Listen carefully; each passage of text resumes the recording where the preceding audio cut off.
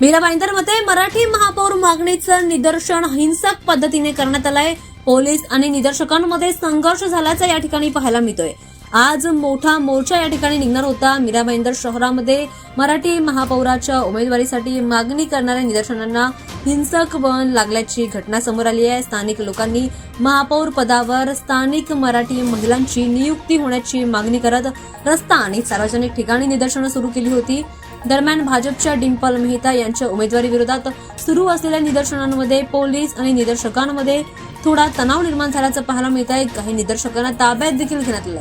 ही घटना लहान प्रमाणावर हिंसक होऊन परिसरामध्ये तणाव निर्माण करणारी झाली आहे। स्थानिक पोलिसांनी घटनास्थळी लगेचच धाव घेत उपस्थित राहून परिस्थिती नियंत्रणात आणण्याचं काम केलं। सुरक्षा राखण्यासाठी निदर्शकांना वेगळ्या ठिकाणी देखील हलवलं। शहरातील नागरिक आणि स्थानिक नेते यांनी या घटनेवर चिंता देखील व्यक्त केली।